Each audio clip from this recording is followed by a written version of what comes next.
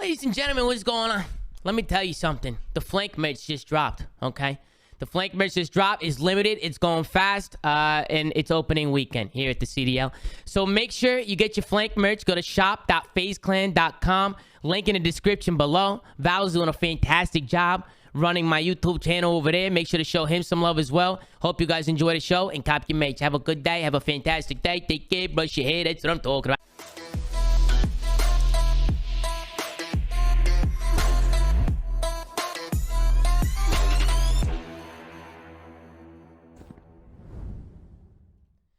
Ladies and gentlemen, I'm joined by the one and only, the 20-time champion, the 2-time world champion, one of the best of the bases. He's a legend in the scene. Give it up for Patty P, a.k.a. Ace. So what's going on, Pat? How you doing? What's good? What's good, Tom? It's a good day. You know, it's Friday. Got the launch of the CDL back. The first official flank of the new opening season. Day, Pat. Opening day. Yep. And yeah, it was a busy day for me, but here we are and we're ready to go. We're ready to get back into it. Today, ladies and gentlemen, Ben Genesine will not be joining us. He just backed out. He said he'd rather go to dinner than join the show. So Ben Genesine won't be joining us today. He's a little busy too with work and everything. But he'll be on Saturday and Sunday. But we got Gersh who's joining us. What up, Gersh? What's good? You guys know Gersh. He runs socials over on the Flank Twitter all the time. He's always taking care of business. If you guys haven't followed the Flank Twitter, go follow the Flank Twitter because it's fucking hilarious. All right, so first things first. To kick things off, Gavin to Hardpoint. It was London that was able to get a P5 break that I think really turned things around. It was very back and forth to kick things off, but then London just fucking kicked a spree. I don't know what it was. I don't know what's going on with Florida. Pat, what is it about Florida off the rip what is it that you think is going on with these guys? Because they didn't look good at all today. Starting from the kickoff classic, I mean, I thought, especially after watching them in eights with the way Skies was playing, some of these guys are looking, I thought we were going to see a good series here. This was a fucking blowout. It wasn't even close. This is going to be a dumb answer, and like, I just don't think they should be playing this map. Like, you don't think so? Nah, we were talking about at the kickoff, like Big Wake and Skies when they were running subs on Bocage, they were like doing their thing. Vivid obviously is not gonna excel on a map like Gavatu. It's kind of a small thing to talk about, but I think it really mattered. So I don't know. I don't see this map playing to this team specifically strengths, but I mean we'll have to see as the year goes on. But yeah, there was just absolutely no slang. London was just winning every fight, winning every rotation. It just wasn't close. Yeah, it was definitely London was outplaying them. This was a weird play. Awakening was able to get streaks early. I mean, the start off early was pretty much a tie game. It was going back and forth. London was able to wrap through the spawns. They weren't really able to do anything off their streaks. I feel like Florida just kind of turtled a little bit. Like they called the streak. They just kind of sat back and didn't do anything with it. And then next thing you know, London just going around the back, getting the kills and just breaking on in. It was just a good setup from London. And then I wanted to highlight this play from Gizmo because he took a really long route. And I feel like on Gavatu, you see a lot of people doing that, both on hardpoint and control. When it comes to this side of the map, I feel like people are always trying to work pinches and trying to take long routes, which is pretty common on every COD, to be honest, with people taking long routes and making pinches. But pretty much just being annoying on the map, but this is where London really started to take over. They work a really good break. Awakening had such a good start. He gets streaks. They bring it back on the next rotation, and London just completely fucking kicks up. Florida can't hold a hill after this, and I don't know what happened with them. It all fell apart. There was a 100-point lead from London, and Zero ends up closing out the game with a big route at the end, which we'll see. But, yeah, London, Gavatu Hardpoint doing what they do. They come out hot. They went up 1-0. And then after that, I feel like it was just a straight momentum fest for them. I feel like they were just confident as fuck after that. And they knew exactly what to do. I'm going to fast forward it to the end here. You can see London is just completely putting them in the fucking blender here. Really, I know you guys want to see more analyzed from us. But in this first map right here, it was pretty much a blowout. And even the casters were saying it just felt like Florida couldn't get anything going. No rotations at all. So first map, going to go over to London. If we want, go ahead, Tom, Pat. really quickly, fantastic breakdown, but really quickly, I put a link in the DM if you want to pull that up. Obviously, you know, we're unbiased here, but it's good to kind of just, you know, highlight that this was a thing. Because it surprised me. I just replied to the tweet. It's Ogre's tweet? Yeah, so obviously London's based in Charlotte, and the Mutineers are based in South Florida, but kind of for some reason they played on a Virginia server instead of like an Atlanta server. that doesn't make much sense to me. You know, I remember it was always about finding the fairest host in between, location wise, in between the two teams. But that to me just doesn't make sense. And you know, to my knowledge, there is an Atlanta server, so I don't know why they would not have played on that. The tweet that Ben put in the chat, I just sent it again. One of the producers broke down like the ping difference. Supposedly it wasn't so much of like distance as it was just like the latency from the servers. Well, listen, I was talking to Reese after the match, and he was telling me that they were pinging like 50 to 60 and that the other team was pinging 20, which I'm going to be honest is kind of a big difference. I feel like that's a huge disadvantage. And I don't know how exactly do they do this with the servers? Like, how does it work? Because when I was playing, it was a veto system. They gave you like you would veto the server you didn't want to play. Right. It was 5 servers. Each team got a veto, and then CDL picked the fair one, right? Yeah, that pretty well. No, see, it would be the odd one out. Event like whatever. Oh, well, yeah, there was 3. Yeah. Like if there was 3, whatever server wasn't being used, it would be the one that was used. But what is this? This is Alex Penn. Yeah. So what is this, Gersh? Explain. What is this difference in average player latency? Yeah. So what? It was like an 8. So it's just a difference in ping. So what? 8 ping difference, 2 ping difference. Every team played under 42. I mean, bro, listen, it's online play. It's not everybody's gonna have the same ping. It is what it is. I feel like. And I forgot to mention this yesterday. That was kind of my bullish case for Optic, Tom. Yeah, I think I put it in the DM. I completely skipped on mentioning it yesterday when we were doing our predictions. But you know, some of these teams, which we are aware of, are a little bit better online than they are on LAN.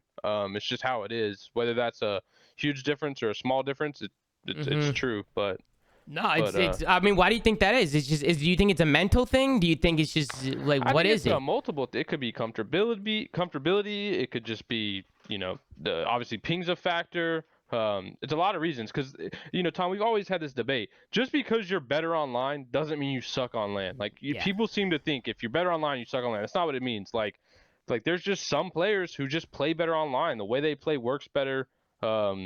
But yeah, I don't know.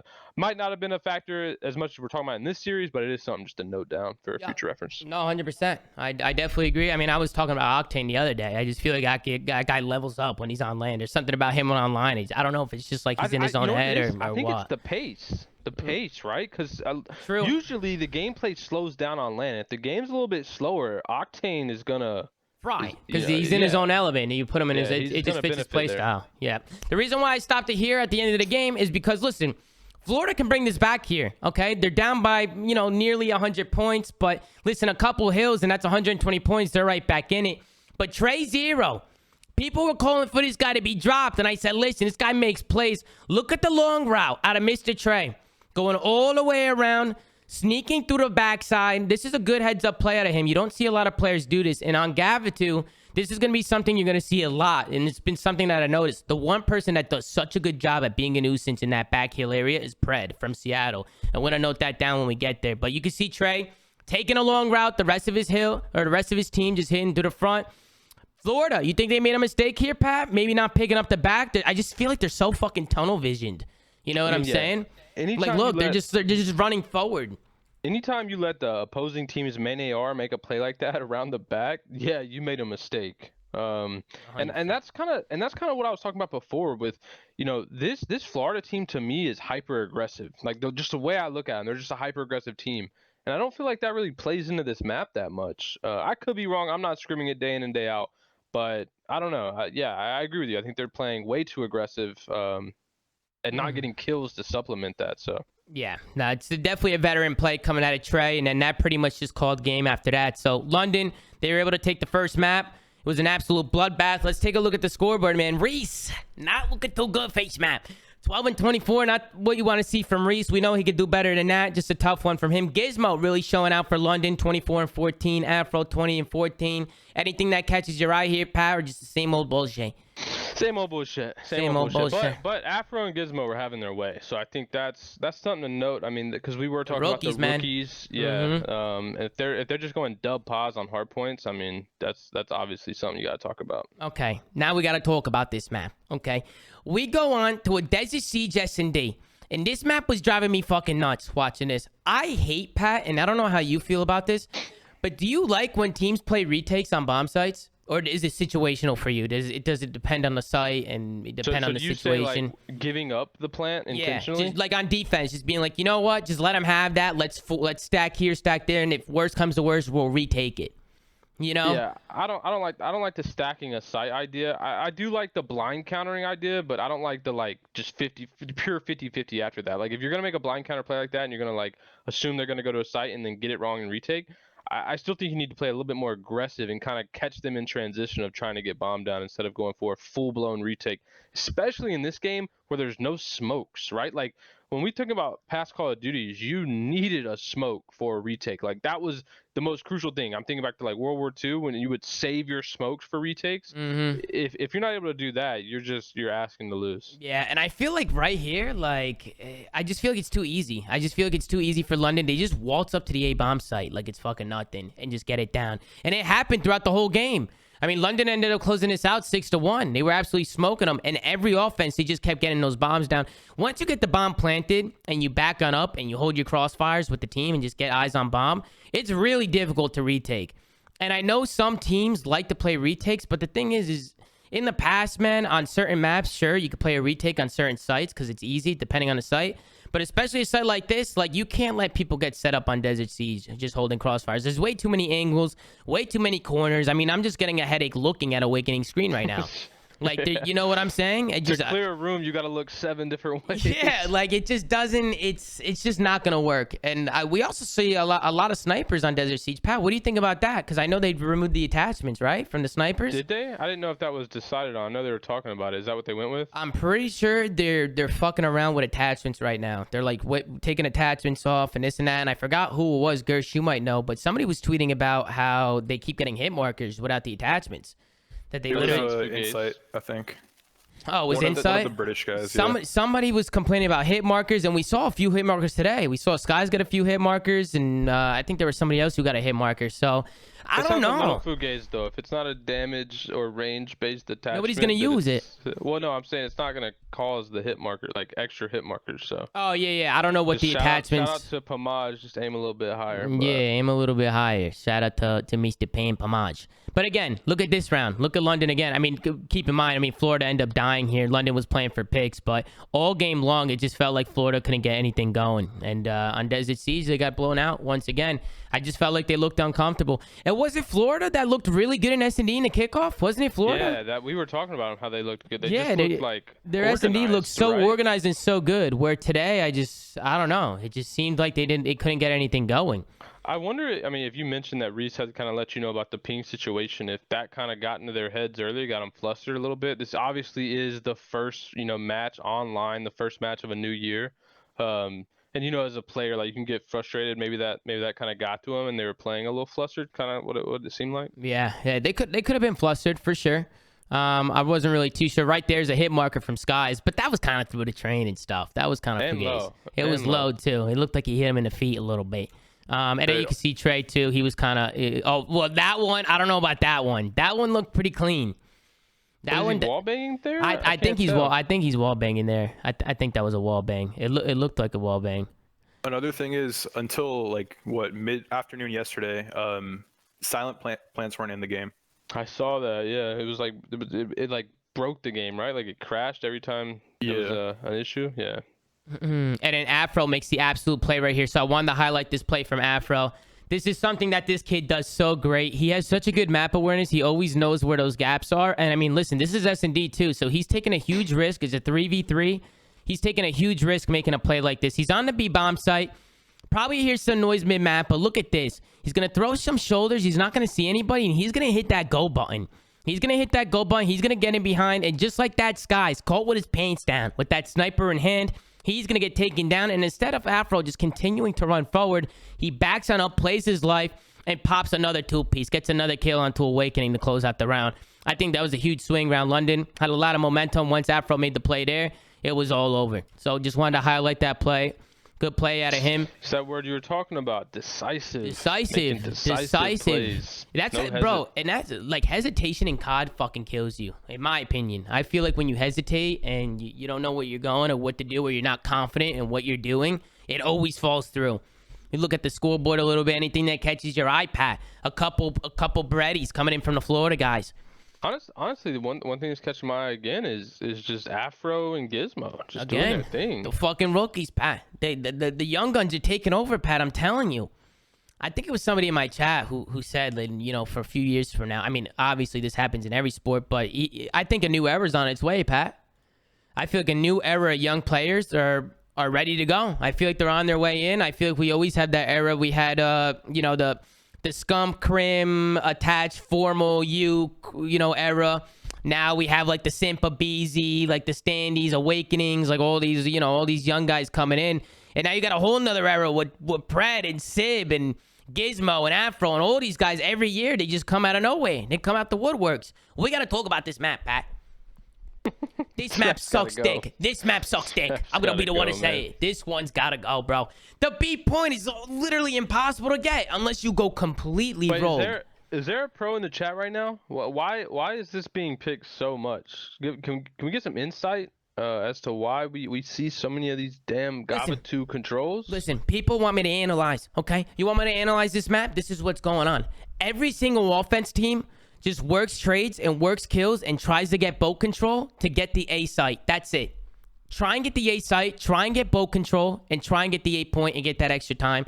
And then hopefully you go down to lives, or you can get a clean 4 dead and somehow make your way towards that B point. Because if you get a 4 clean dead off the rip or something crazy happens in the middle of a game, sure, you can get the B point. I'm just saying it's very hard to do so. It's very difficult. I feel like every single time we're seeing this map, it just looks so repetitive. Everybody's doing the same things.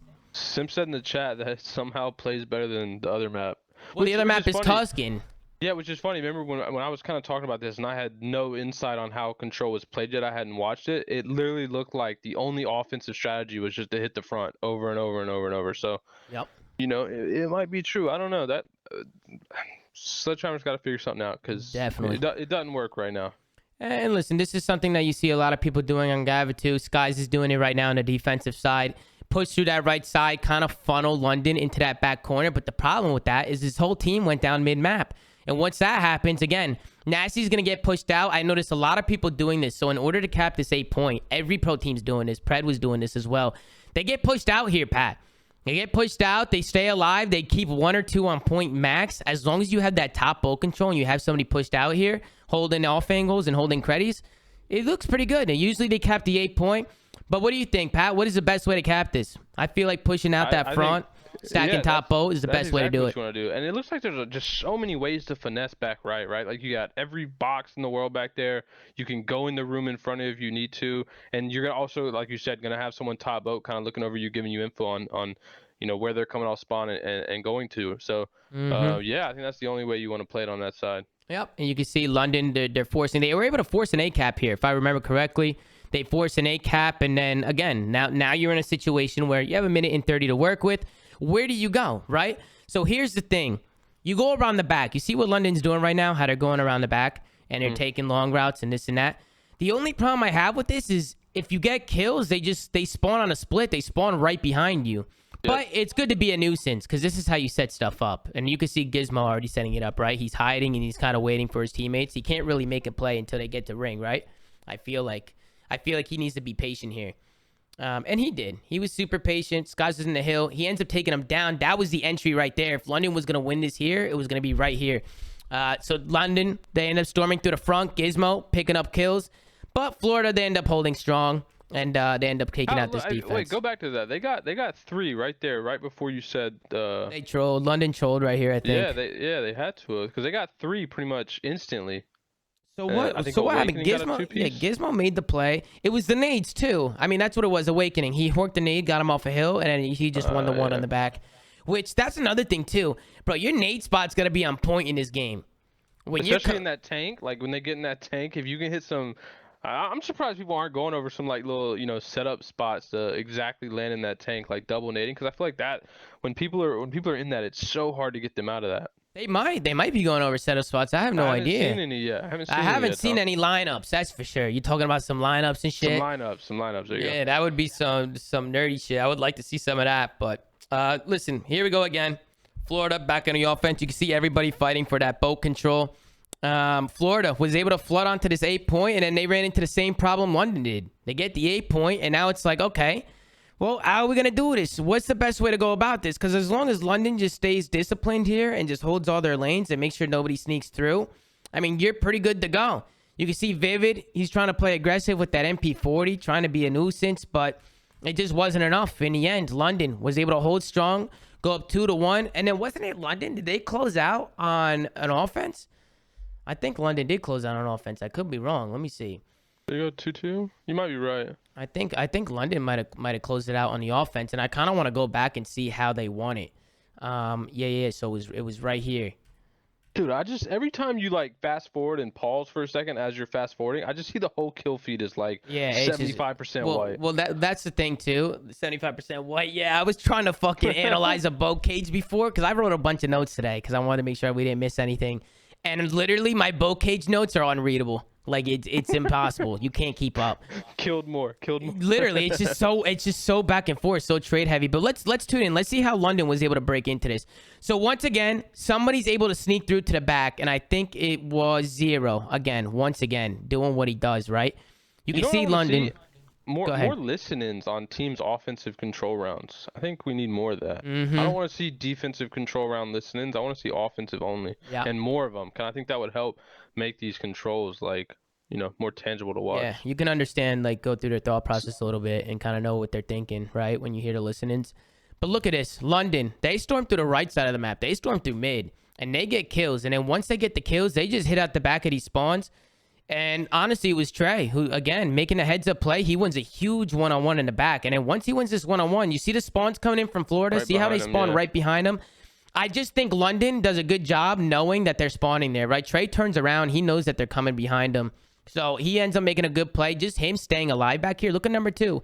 He has to get off the point. He has to try and back on in. He knows there's a guy there. The streaks are coming in. Trey staying alive just buys time. Him staying alive buys time.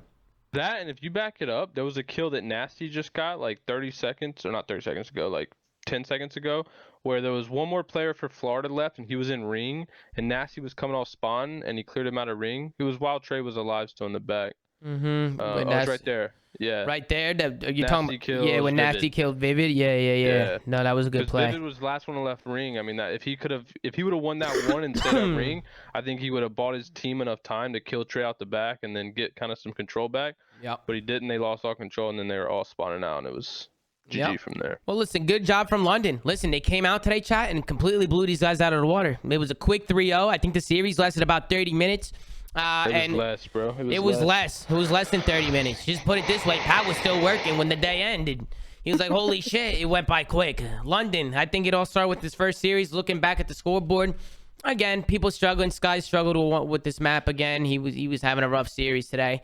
Just some inconsistencies, again, coming out of Florida. It was the same problems they had last year, Pat, in Cold War. It just seems like they're always finding inconsistent. Florida could come out fucking tomorrow or whenever they play again and absolutely fry. We also got some, if you look over at London, everybody's positive. Everybody's pulling weight. Because we were talking about the maps that they playing like 2 Gavatus. I wonder who was higher seed. I think they do coin flips to determine, but I wonder if London got higher seed and then picked double Gavatus. I have no idea. That would make sense, right? Because it would make sense. I don't think Florida would be picking that. No, not at all. I mean, I don't know. I don't see the thing with me, Pat, is like I don't know which teams like what their favorite maps are yet, just because we're still so early on, so we're kind of waiting. Everybody's spamming Crimsix's tweet in the chat, so we might as well pull it up. Good game, Seattle Surge. Great team, but they keep getting consistently lucky versus us. Lamar is trash, but Sid makes up for it because that guy doesn't fucking miss. LOL. Why's he gotta throw strays at Lamar like that, Pat? What's going on? I mean, I ain't gonna say nothing, but yeah, we'll get there. We'll get there later. But Sib looked gross in that series. He did look gross. Sib was doing Sib things, and we'll get there obviously. So we'll save that for last. But Pat, Boat Cage Hardpoint. We got Los Angeles Gorillas going up against the Boston Breach, and we're kicking things off on Boat Cage. What were your initial thoughts on this map? I thought originally it was just super back and forth. And then it came down to those P2s. Boston Breach for me just kept locking down those P2s. It was the only reason why the game was close. But LAG somehow still able to sneak this first map win.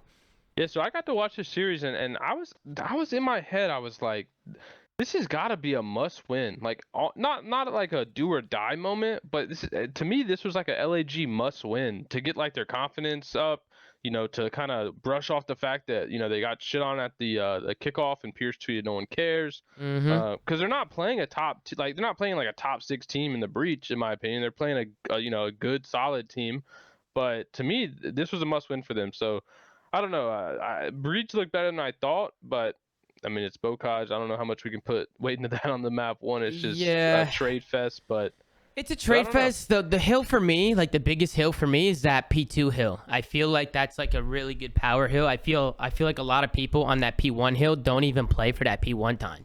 For the most part, everybody's saying long routes. Everybody's trying to go around. We see like a little bit of both. We see some teams that don't play for it, and then some teams that blow other teams out in terms of capture time on P1. I feel like we've seen a bit of both. It's never like one or the other. Or it is one or the other. Like it's not a mix of just everyone playing for P1 how you would think on a kind of a finessey hill. Yep. And then Lamar just exposed Crim, by the way. What do you mean he exposed Crim? What'd he say? Peep his reply. It's better shown than explained. Oh God. Oh my God. We got some drama already on the flank. It's day one. It's fucking opening fucking day. We're already getting this shit. What is this? Keep that same energy. Oh, he's exposing DMs. Okay. Brother, I got more respect for you than 95% of the pros because of how you hold yourself accountable and you weren't afraid to hurt someone's feelings. Straight up winner mentality. Appreciate it. Krim then said, cross-faded as fuck, but seriously, you might think you're hard to deal with, but so am I. I got more respect for someone who blunt that annoys me time to time than someone I like that's a pussy. Those are the people saying the shit you know is true but don't want to hear, but that's the definition of allowing yourself to improve. You broke up my dynasty team with those World War II wins straight up. And then Lamar said this is some premium gas. Okay, I mean, that's definitely exposing some DMs, but the thing is, at the end of the day, Krim did say Lamar is trash. So, like, his skill is trash. He didn't say anything about his mentality or stuff like that. So, I don't really know if Lamar's reply kind of discredits what Krim is saying. I think it was just Krim likes Lamar's mentality on how to play as a player, but he was still calling him trash. But Pat, but the word trash is a bad word to use. Lamar's shot is not trash. You know what I'm saying? I think that's what Krim was saying. He's saying he's trash. Krim was trolling. No. He was saying Lamar's Krim was not trolling. He was definitely not. He wasn't that serious though, dude.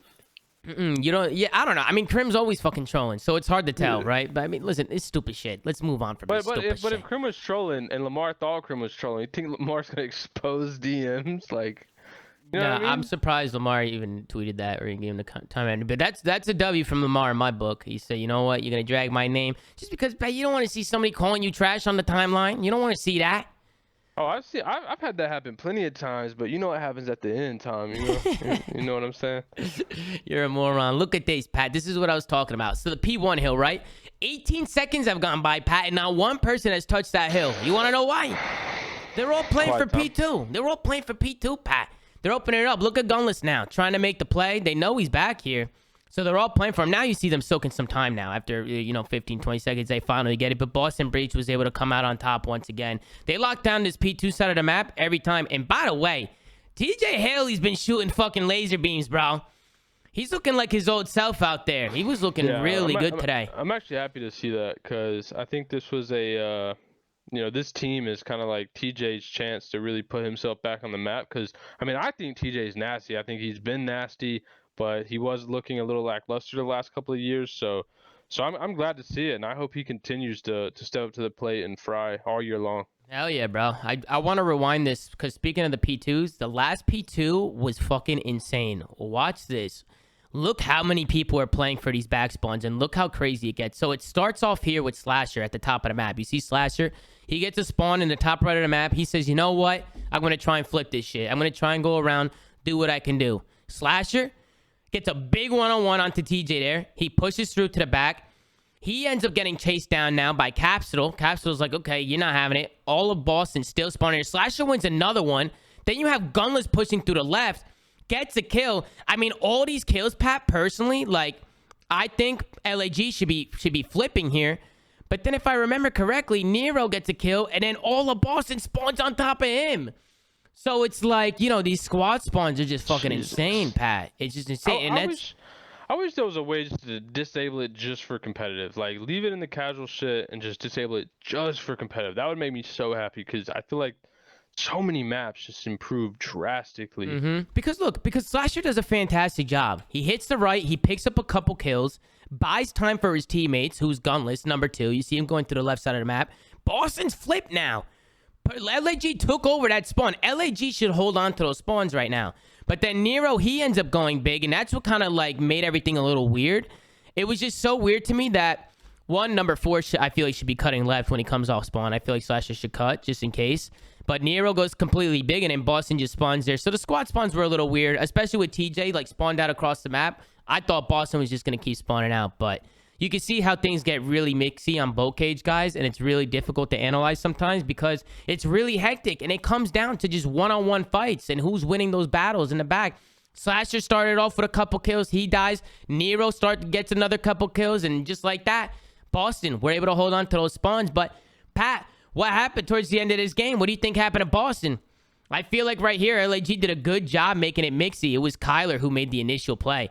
If you watch number 1, you see Hook. He's the one making it mixy, being a nuisance on a map. Pat, you know what Kyler can do? He's just another day for Hook. And I think he's one of those players I kind of mentioned before. Like, the pace that he brings, especially online when the game is playing fast, right? It's not slowing down like it does on land. He is gross because his pace is unreal. He's probably one of the fastest players I've ever seen on the map. He just kind of charges any gunfight, snaps, and just keeps going. But yeah, I think he was the catalyst to making it as mixy as possible. Yeah, he made it mixy. Boston could have won it there if he didn't make it mixy. So we end up going to another P3 hard point. And again, just a lot of trading. Everybody's battling for the back. I noticed, Pat, that a lot of people on this P3 hard point are not really playing for those back spawns. I noticed that sometimes people just rather hold from the front. If you have control, right? Well, you gotta think, if you're able to do that too, there's only what, 2 doors. Like, if you lock down the right side of the map, you gotta worry about like a window and a door, right? And that's pretty much all you gotta worry about if you're gonna hold it from the front. So yeah, I think that's a viable strategy. And you are kind of spawning deep, and with utility throwing your stun, I think stuns still do like 20 damage if that hasn't been updated. No, like, they changed that. I thought didn't they change that, Gersh, or no? I think they were editing the stun, but they didn't change the damage value. You could. I don't think they changed it. They didn't change the damage. I thought they. Yeah, I thought they changed it. it. Value is still 20. I know they made an update. They just didn't change the damage value. Oh, okay. The one thing they did really fix was fortified. They got buffed, so like, or it got nerfed, right? So you can actually get killed by kill streaks. Yeah. You can actually get killed by kill streaks now, which is a good thing. Glide bombs. Yeah. Even though the glide bombs or whatever, they work now, but the other streak, the gun runner, whatever the hell it's called, that shit doesn't even work half the time when people even drop it. Sim says they put it to 3. That must have just happened. It was 20 at launch though, Sim. Yeah. They changed it. They ended up changing it. This is where things get crazy. So Boston, they end up running in, but because LAG were spawning close, they were able to flood on into this hill, and it was your duo, Pat, Slasher, who was able to close this out with a big 3-piece. Check this out. Little pre-fire here, jumps the corner, takes down Big Tony, and look at Slasher, Pat, getting cracked with the MP40. What are your thoughts on that? I mean, that is Austin. Like, he's gonna clutch up when it matters, but I still gotta see more out of him, man. I think Big P was frying this map, but I don't know. I gotta see more out of Austin. It was a hype 3-piece to ice the game up, but I gotta see some 40 bombs out of Austin. Yeah, I want to see some 40. We know he's got it. We know he's got it in him. That's what I'm saying. Like, I need to see something big out of him. Okay, listen. I can't just limit him just to like one nice clutch 3-piece. Yeah, no, Austin is I think Austin has a lot more in the tank for sure. Honestly, I'm gonna be honest with you. I want to see more from everybody on this fucking team, except for Big P. I feel like Big P's been doing his fucking thing. But what is going on in these S&Ds, Pat? What is happening to LAG and Surge? Why can't they grab a round? I mean, Asim didn't even get a kill to the last like couple rounds again. And he had a donut last round. That's kind of what we were talking about. This team is just not on the same page. Just like, ignore them as a team, right? Just look at them one by one as players. To me, none of these players play S&D the same way. Not one of them. Like, they've never been on a team that plays S&D the same way. And then you throw them all together, and yeah, I just think they're not on the same page whatsoever. Yeah, and you can see here the bombs going down, and LAG just kind of turtling, man. I mean, listen, I fucking hate retakes, but pro players seem to disagree. You could tell LAG is completely playing for a retake here. They have no eyes on sight. They don't even care if the bomb goes down. Now that the bomb's going down, LAG, they have to work something here. They get Tony. They do a great job coordinating their attacks and taking care of Big Tony. But then this is where things get a little crazy. Big P doesn't see this guy get behind him. Nero makes a play. Capital and Nero for the 2v4, Pat. The two rookies making absolute plays here. I think they were playing slow that round too because Pierce had a sniper back A. Yeah, trying to get a pick maybe. Yeah, but I mean, like, how do you feel about that? Do you want to see Pierce sniping? Like, I feel like Pierce is such like a clutch player, a playmaker. Like, I don't know. I don't know what. It was weird to see him sniping though, right? I feel like that's like a forced decision, right? Like they're thinking too much into the sniping stuff, especially on this map. I want to see Pierce just doing his thing, getting openings, making plays, but yeah, I don't know. Which is exactly what he does right here in this round, Pat. I don't know if you saw this, but this was a big 1v3 from Big P. So this is where I thought LAG might have been able. They're down 4-0, but I mean, Pat, if you're gonna bring it back somehow, you need some sign of life, you know? I mean, yeah, but I just don't want to go down 4-0. Yeah, well, listen, and they did the same thing the last map too. LAG did their S&Ds just don't look good. I mean, like, this is what Pierce needs to do every round, bro. If there is somebody being like, "Yo, Pierce, snipe for us," like, mute yourself. You know what's weird practice. too? It's like I feel like a lot of different people can snipe on that team. Who can snipe? Asim can snipe. Like, they can snipe. Like, to me, this is just a team that I don't think even should be sweating sniping. Like, they need to just get on this. Like, honestly, I want to see this team just run around and hit shit together. Yeah. Like, this pissed me off right here. And just make a play together. But this pissed me off right here, Pat. What did I say in the last show about who can ace them? What did I say? I said that they need to start working together. They need to make sure that their chemistry's on point, that they're working together. Look at this. Which would make sense. They're both hyper aggressive in a sense. Right. Like, why not just follow each other up? Right. And they did the exact opposite here. When a 3v3 situation, they got full control here. Pat, they have eyes on the A bomb site here. Kyler ends up pushing. I don't think Kyler needs to chow this. I don't think he needs to chow this at all. I think he should just buddy up with Asim, play corners, and just wait. Just wait for them to come. But regardless, if Hook called out, let's chow, they should chow. If Hook didn't call anything, I don't know. I don't know what happened in the situation. But regardless, they weren't on the same page. Hook chows. He dies. Asim's just sitting there.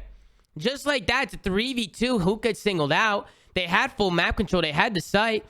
Asim gets picked out because Boston is rotating. Just like that, it's a 3v1. I mean, who's got good comms? I played with him in Black Ops 4, but like sometimes in those situationals, he'll just go rogue. And I think his mindset is he sees a teammate on the minimap, so he's expecting a follow-up. Yeah, but I think Asim was kind of thinking how you're thinking, like, yo, we got full control, we got both sites, we don't got to do nothing, we can just chill. This should be a round win for sure. Right. But then Huke just goes rogue, and then it just falls apart from there. Yeah, it fell apart. It's just little things like that, They're just man. not on the same page. That's really all it comes down to. There's not on the same page at all. And you can see Big and P. We're back to Big P sniping. Big P sniping, and he's working the same angle, and then he missed a shot. He was stunned a little bit, but then he takes care of TJ. Big trades were coming in hot. LAG was bringing it back a little bit, and they did the same thing last map, Pat, where it just felt like they started off so slow, and then all of a sudden they start picking up the fucking pace and bringing it back, but it's just too late. It's too late. They're winning round by rounds, but who gets some nice shots here? Kills Capital. They make it 3-5, and then they end up getting taken down here. It was Asim who opens things up with a first blood. He started picking it up towards the end, but it just wasn't enough. Hook's trying to push through, and I think it was... Did this end up going 4-5? No. So they end up clutching this. Boston Breach does a good job here. And look at this. Kyler found a gap here. I'm surprised Kyler didn't hit this. Right here, Big P spots both players, right? So why doesn't Kyler just instantly hit out that door? I think originally he kind of like double guessed it. See, he was about to hit out the door and he doubled back. That would have been a free 2-piece from Kyler.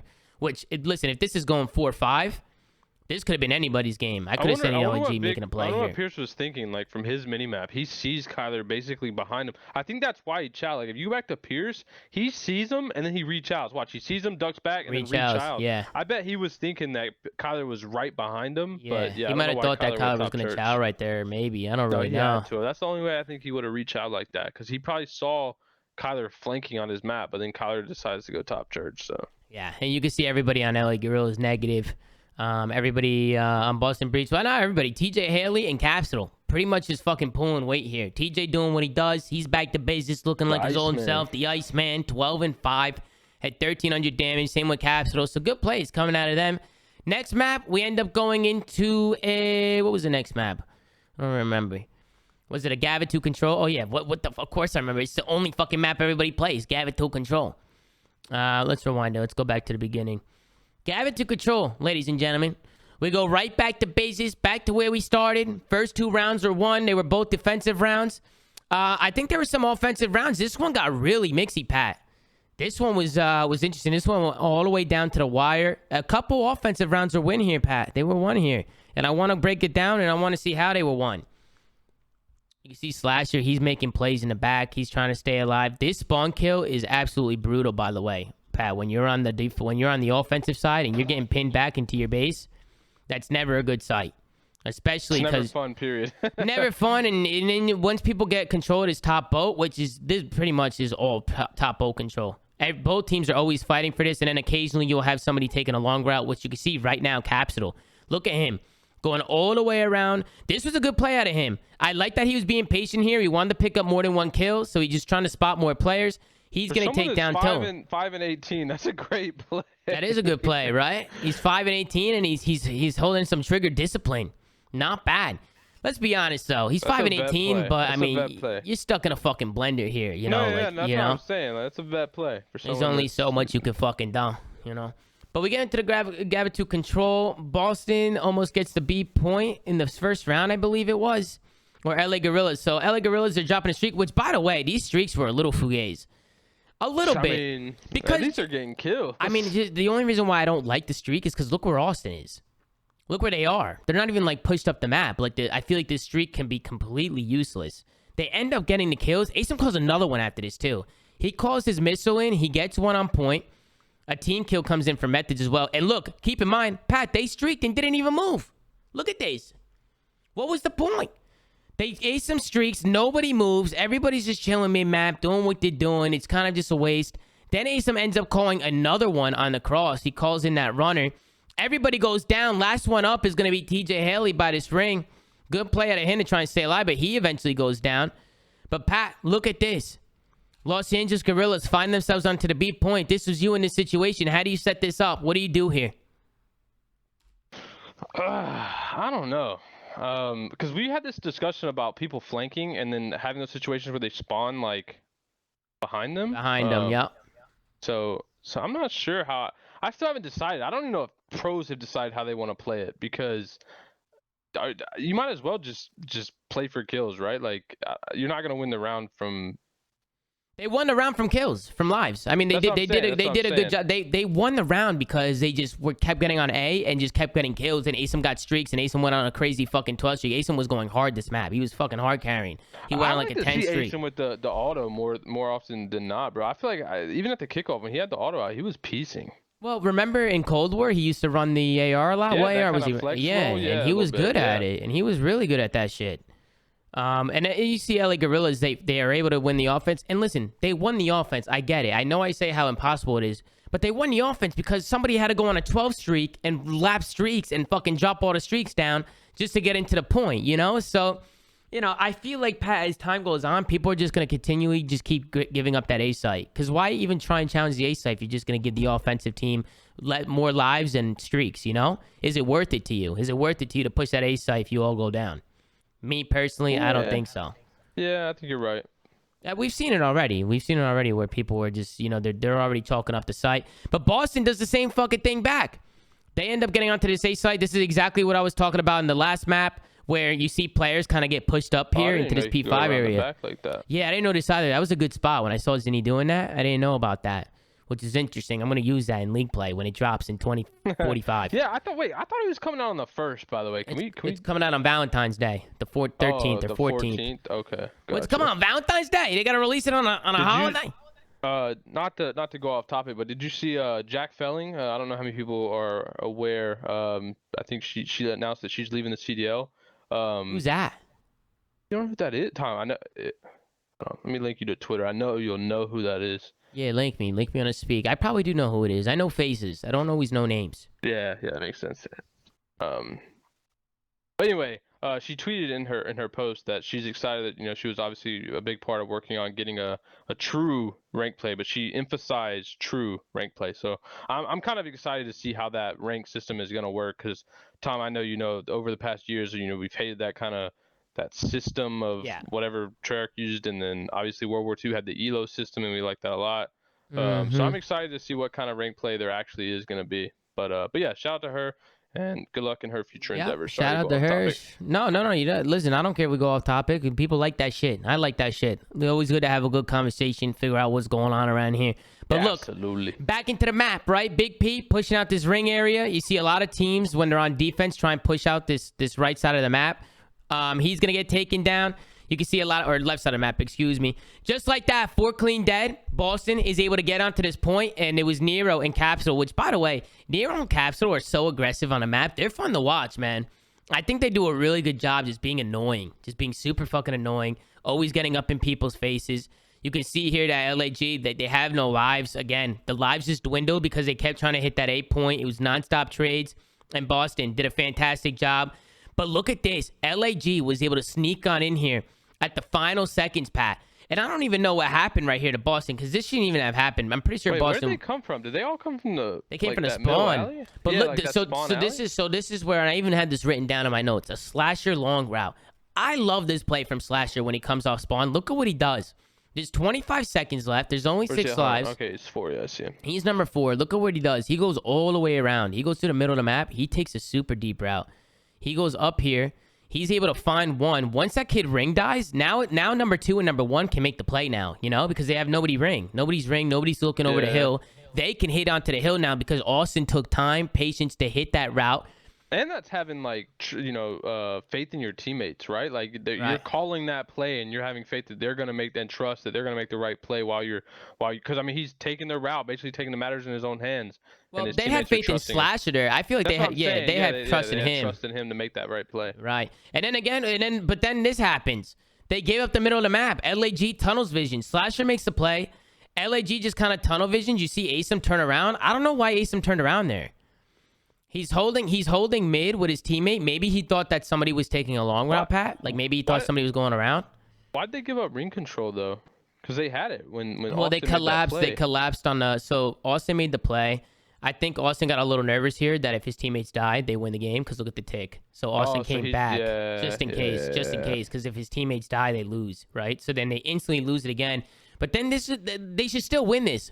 With 17 seconds to go, they have the upper hand here. The only thing that's not going for them is their lives. But I feel like with 15 seconds left, it's one wave. It's one push. Yeah. Each team is with 4 lives. That's pretty much how you gotta look at it. And Asim just got a little. I think Asim thought. You see how he whipped and he thought somebody was coming behind him. He thought that somebody was taking a long route. I feel like there was some hesitancy in the comms, right? Like they got a little.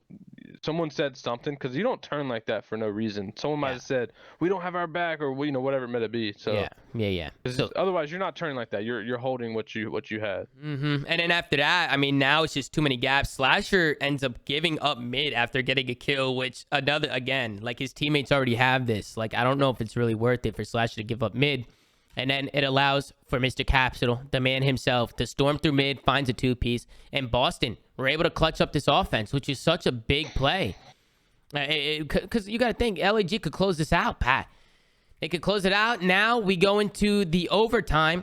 It's going to be LAG that find themselves on the defensive side, which, Pat, I don't know if you knew this, but it goes by kills. It doesn't go by ticks. It's like a new thing in Vanguard. It goes by kills now. It doesn't go by ticks. The ticks don't even give you the time like it did in Cold War, right? Like the ticks are there, but they're not giving you the individual time bonus per tick, is it? No, I don't think so. They just when you cap the whole point, you get the time. Right, yeah. And obviously getting on the point stops the time, which is what do you think? You prefer ticks, right? I do. Ticks, it ticks, yeah. Because with ticks, it's OBJ, it's an objective mind mentality, right? Like you objective is priority, which is how it should be. It's like progression, right? Like you did more, in your offensive rounds, thus you would be rewarded. Yeah, no, I agree. And you can see here, Boston, they're on the offensive side. They do a good job. See, this is where LAG, it's like, you could try the best you can to try and stop this, but eventually enough is enough. You don't want to keep pushing, because if you keep losing those lives, it's going to end up hurting you. And this is where, like I just feel like there's almost no point to do that.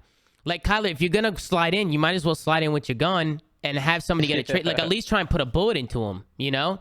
And then Slasher comes to come in for the trade, and they get pieced up by Nero. They get pieced up. The lives are going down. They get the extra time, and Nero Poison instantly is going to push out, try and get that map control. How did they end up getting into this site here? So you see number 2 pushed out. And here's another thing, Pat. Here's another thing. Number 2 is challenging. Like Gunless is in the hills. You see him on top of the hills there? Do you think it's a better play if Gunless just, like, camps a corner and just doesn't even show his face? Just, like, hides. Because once he's spotted by number 6 here, number 5 turns around and just takes him out. So do you think he made a good play there by not staying alive or what? I mean, I think he had to stay alive. I don't know if he should have camped a corner, but I definitely think he should have played to at least, you know, stay up. No matter how he played it, his goal should have been to stay alive. Yeah. Well, they get Gunless. He was the only one pushed out front. The rest of LAG was kind of turtled in their base. So Boston was able to storm through ring, storm through the front. Asim trying to do everything he can to contest. But here's the problem. LAG, because of them pushing A, because of them just tossing lives, look what happened now. It's 4-11 life advantage. At this point, if you're Boston, you don't really need to do anything. All you need to keep doing is just keep pushing and keep on trading, and it's over. And Boston did a fantastic job clutching up on a control. Good job out of them. When you have that much time left and you've already made such a significant progress in kills, I feel like it's impossible to lose, especially on that map. Yeah. But I think it came down to LAG just throwing lives away, like you mentioned with Hook was just sliding in, like that looked like just like a YOLO play. It just looked like a troll. It just looked like a troll. And it's like, listen, I understand like it's a YOLO play where it's like we either stop it or we don't. But it's like it just seemed like they didn't even attempt to stop it. It was just kind of like they didn't give a fuck. There's like just see what happens, you know, type of thing. Yeah, exactly. Yeah. And it's just costing them lives. They get pieced on a point. They end up going down. Kyler didn't even put a bullet into him. Looking at the scoreboard here, you can see You can see Slasher trying to do what he can. Asim was going off this map, but it just wasn't enough. On the other side, again, the young guns got popping off a little bit. Capsule was actually negative. He brought it back a lot, Capsule, because he was getting smoked, wasn't he? Wasn't he getting fried in the beginning? I mean, see, the thing I like about Capsule, or the thing so far that I got my impression is, like, he has such a high ceiling. Like, it's so high. But it's just that consistency factor. Like, some games he's frying, and some games he's starting 5 and 20. And granted, they were in the blender and that, the spawn trap, but yeah, he's got such a high ceiling. I just hope he can, as time goes on, kind of tweak his gameplay to be a little bit more consistent. Yep, I agree. I feel like there's a lot of players that can tweak their gameplay to be more consistent, especially Hook and Asim. I just feel like they're so talented. Someone said. Go ahead. No, you can go. No, I was just gonna say because someone said it in chat. Someone said he reminds me of Pristini, and that's a pretty good shout, right? Like Pristini's skill ceiling was extremely, extremely high. Like some of the plays he would make were gross, and some of the maps he would have. Yeah. But yeah, he struggled again with that consistency factor. So that's a good comparison. No, 100%. Pristini was one of those players. He had a lot of ups and downs, but it was mainly like a play style thing. Even me, Pat, that was like my biggest thing. Game based too, right? Yeah, I mean, even for me when I was competing, like my biggest thing was slowing down sometimes, because sometimes I was just overly confident, just go. And you can see on this hill, Pat, the P3 hill, everybody's always fighting for those back spawns, and Boston does such a good job getting to the back and kind of opening this up. And I don't even know how that happened. You can see number 2, it's going to be Gunless. He's kind of the only one there. You can see number 4, number 3, it's Gunless and Asim. And this is what I'm talking about. Like right here, you're on rotation, Pat. You have to hold this hill to bring it back. And I just feel like you have to be patient here. You have to let the play come to you. Asim's jumping out of a window right now on rotation. He's jumping out of a window. That's bold. He's trying to find kills. Then you have somebody pushing out Docs, trying to find kills on the left side, which I don't really mind. But then he goes rogue with the child. Like the guy Docs can just camp a corner and let people run by him, like be a little bit smarter. But he ends up overchallenging. Now look at this. Big P's left in the back by himself. He can't do anything. He gets overwhelmed. It all comes down to Kyler. Everybody spawning in the back. Now Boston broke the spawns, Pat, in 10 seconds. 10 seconds just by getting picks and by LAG overchalling. So Boston, they end up getting in, and they extend on their lead. Frying like that. Yeah, Kyler was having a fucking this map. He was frying. And that's the thing, Pat. Nobody's saying any of these LAG guys are bad. They're all so fucking good, all of them. I think that's their problem. They have so much talent. They just don't know how to put it together yet, right? Yeah. Like, they're not on the same page. Talent will never be this roster's issue. It's just the fact that they're just not playing good as a team. And look how that costed them, Pat. Look at what that rotation costed them. I don't know if you saw the clip, but this exact moment is when Timthetatman was like, "Oh yeah, Boston's got this in the bag," and then the LAG brings it back. Speaking of Timthetatman, I don't know if you guys noticed, but a co-stream from the COD League. We don't see that, Pat. That is the first time, I think. The first one, yeah, first one. As a co-stream, obviously, Timthetatman, he signed on YouTube, right? It's a YouTube deal. That's something that I can't do. Co-streaming has been talked about a lot for me, but I'm just on a Twitch deal, you know? So with the league being on YouTube, I'm just not able to do it. But that was super cool to see Timthetatman getting involved and giving his predictions. And I don't know if you guys know about the Timthetatman curse, but whatever this guy thinks the team's going to win, they always lose. And it's been going on for months now. Broke it. Boston broke the curse. Boston somehow did it. I don't know what it was. Did you just see Slash's tweet after the fact too? Yeah, he was like, even in the chat, man, can't save me. Yeah, Slash's tweet was, I swear I had the worst curse. Even Timthetatman can't save me, which was kind of a hurt piece for Austin. There was one. Did you see the flank tweet about it? No, you tweeted something, Gersh. What did you tweet on there? Yes. So basically, LAG and the Rams are owned by the same company, right? Yeah. Oh, wait, I did see this. Yeah. LAG technically helping and breaking the curse by losing gives Rams a shot at the Super Bowl. That's mind games right there. Oh, yeah, true, true. Wait, Timthetatman's faces are comedy too, like his reactions and stuff. But that is true. I didn't even think about that, Gersh. I didn't even fucking think about that. Like the curse was broken at the right time, you're saying. Exactly. Right here was unbelievable. I really want to highlight this from LAG. This was fucking impressive, bro. It starts with Asim. He's staying alive in his top sniper tower. He was picking up kills left and right, just staying alive here off this old time, right? On this P4. Pat, look at how they funnel them on this P5 hill. Look at how they funnel. They bring it all the way back from this. Obviously, LAG is down 1-2, so they need to push this to a map number 5. And look at their setup here. Yeah, this setup is actually gross. This is godlike. Look at where Boston is spawning. Look at where they're spawning right now. I bet we see more of this. Like this, that, you know, that's like, if that's the ideal setup for this hill, I bet we see more teams. 100%. And now we can analyze a little bit. This is where it's like, you know, you can analyze things because now you can see teams actually setting shit up rather than just running around and hoping for the fucking best. That's the map. Like Berlin is perfect for that. Like it's perfect for that. Even here. Do you know, Tom? Is this one of the like players' preferred maps for Hardpoint? Yeah, it is. I'm pretty sure people love Berlin. I'm pretty sure the players love Berlin. That makes sense. Yeah. Last time I asked, operate the most like a normal, what we perceive would be a normal Hardpoint. Yeah, and it was really good heads up play out of them. And even Slasher again. Look at the route he takes. He's just so good at knowing when to hit these gaps and when to hit these routes. I mean, he's such a playmaker. It's what he does best. Aware. He's just aware. He hits the right side of the map. He gets in from behind and instantly just takes down 2 on hill and opens it up, right? Just almost got a 3 here. So that would have been a great play. But LAG, because of the play that Slasher made, took his time, realized where the enemy's spawning, realized the gap on the map. He ended up taking a little Zoomaa flank around the backside and got LAG into this hard point. Boston was rotated, ready to go. Boston holds this time. They win the map. Asim was able to stay alive here. They were able to pick up some kills. But LAG, storming through these last couple of hills, Pat. They brought it all the way back, which was impressive. I was happy to see this. You gotta think they were down 130 to 190, like 4. So they've gotten over 100 points, and Boston's gotten 4. Boston so they hasn't done shit. They just had them in the blender. And Asim was able to get streaks. Asim really kicked up maps 3 and 4. He kicked up. He was showing out. He was able to get some streaks. He finds one into hill. And then at this point, I think him getting in that tower was pivotal for that 60 setup they got on P5. It was. He said because him being there just forces them into that spawn. Yeah, that's like the player you got to, or that's the spot you got to get to achieve that setup. And listen, pro players are gonna be taking notes on this stuff, man. They're gonna be seeing all this stuff, and people are gonna be setting this shit up. When you find something that works, people are gonna be setting it up a lot more than normal, man. We're gonna be seeing a lot of setups like that throughout the year. I think some of these pro teams are really starting to get it now. LAG ending up winning the 4th map. Let's take a look at the scoreboard. We got Mr. Hook Man himself. I think that he was at the top there, frying at 38 and 25. Over 4,000 damage from Mr. Hook. Everybody from LAG pretty much pulling weight. New York, a tough map from TJ and Nero, but what are you going to know? It happens. Boston let off the gas pedal a little bit. I feel like they're kicking themselves for that map. They're going to go back and definitely tune in and figure out what went wrong. But Pat, Berlin S&D again. Another Berlin. Did you end up tuning into this map? Because LAG did typical LAG shit in its S&D.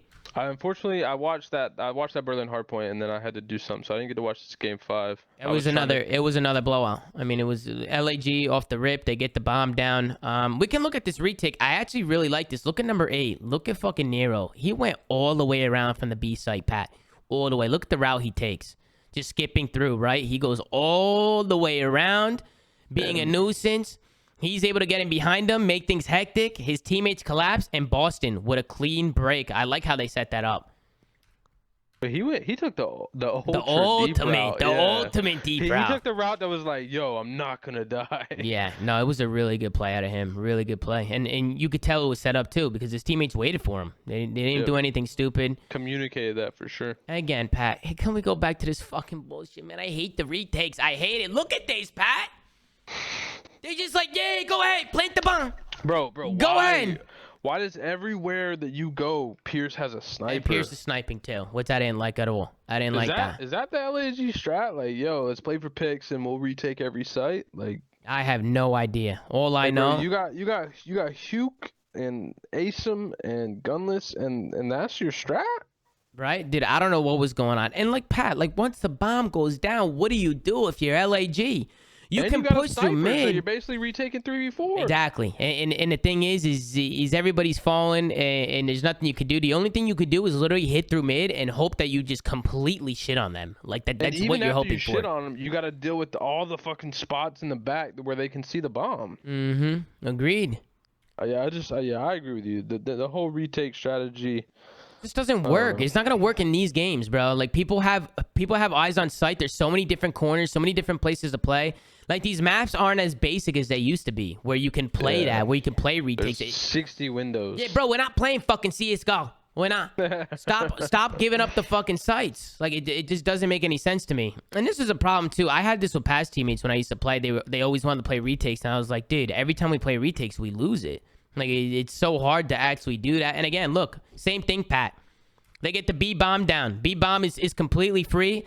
LAGs, they're just in the middle of the map. Look, what are they supposed to do? And at this point, Pat, it's 4-0. The map's over before it began. Did they go down 4-0 or was it 4-1 on the first map? They went down 4-0 on the first map, I think, or 4-1. They were definitely down a lot on the first map. Okay. I don't remember the exact score, but I think it was 4-1. I think it was 4. I don't know if they went down 4-0, but I know it was 4-1. Yeah. And you can see here, like, you see how Boston... Now, granted, LAG got the bomb down, but they had streaks here. But Boston doesn't want them to get the bomb down. They're pre-nading, they're streaking, they're, like, making sure they're doing everything to try and stop this bomb. It ends up going down, but they end up getting the kill on the bomb site, which is a really big play. And also, Kyler really struggled this map. Kyler couldn't get anything going. Kyler as in Hook, if you guys don't know. But I feel like if we're kind of looking at how LAG is playing, right? They're playing this like pick, retake, snipe strategy. Kyler's not gonna get anything going. You know what I mean? Like it just doesn't fit him.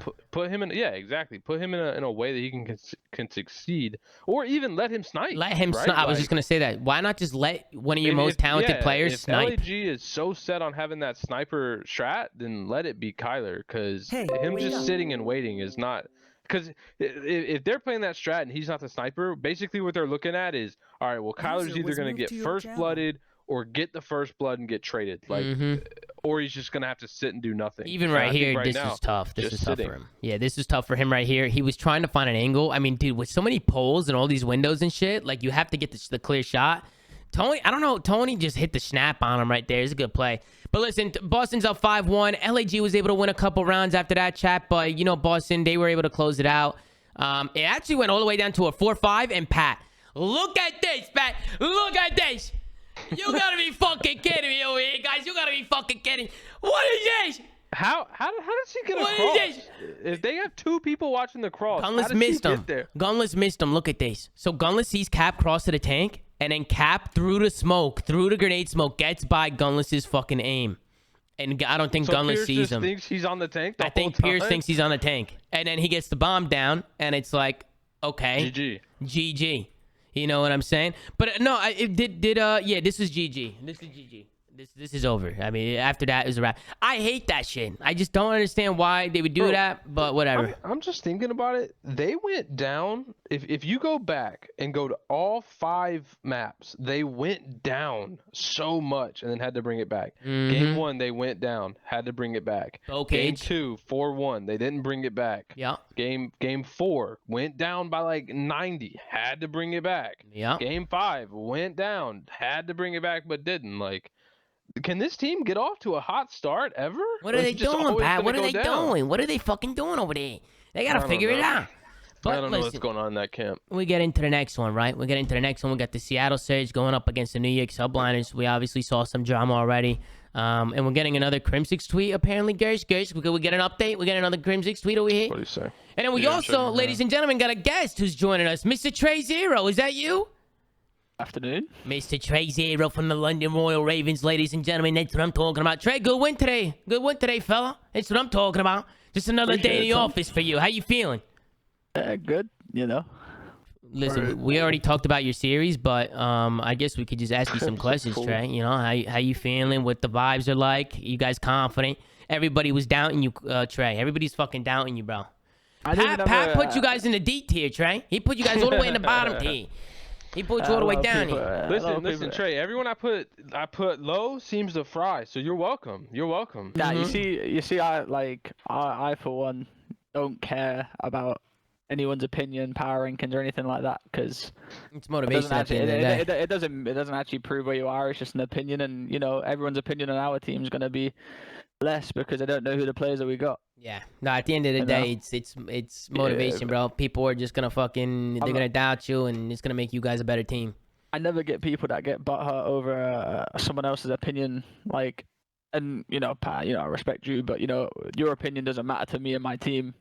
No, it shouldn't. It shouldn't matter. I mean, that's the thing. We're in a franchise league now. There's gonna be a lot of press. There's gonna be a lot of people talking. Ignore that shit. All the best players in any sport or any esport goes through that bullshit where their name is being talked down on. Pat's been through it. I've been through it. Trey, you're going through it. You know, and you came out today and you took care of fucking business. That's what I'm talking about. No bullshit though. Like, yo, if you're gonna 3-0 a team like that, at least take a little longer than 30 minminutes, bro. I gotta work. Like, this shit ended so fast. Yeah, Pat lost full. Pat, he's like, damn, this shit ended quick. You know, listen, that's on me and the boys in it. But like, I needed to go back, and you know, I didn't want to be there. I didn't want to be there any longer. You know, it's time to go some business. You know. Man, what are you gonna learn? And then Ben backed out before the show, and I'm like, damn, now I gotta fucking scam through the. Gersh tried to control the VOD today. Trey, I said, Gersh, go to the videos. He couldn't find the videos, so he just started playing the match. I got timestamps linked for you in the group chat.